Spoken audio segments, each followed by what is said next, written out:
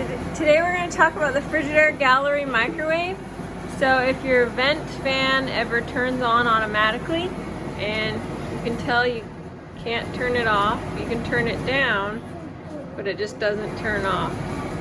So what causes that is when it's over the oven and the stove. If it gets too hot, the fan will automatically turn on to prevent it from overheating.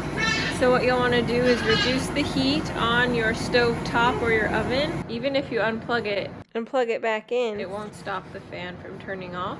So you'll just want to reduce the heat and wait until it turns off itself. One thing is if it is stainless steel, watch out because it can get hot. Maybe it overheated from something if you're cooking too much on the oven or the stove. I'm not sure if this is how it is with other models, I'm assuming so, but typically you just need to wait for it to cool down and it will turn off automatically.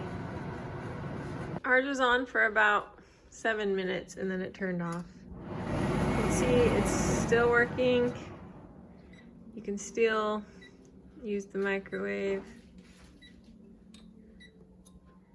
So hopefully that helps.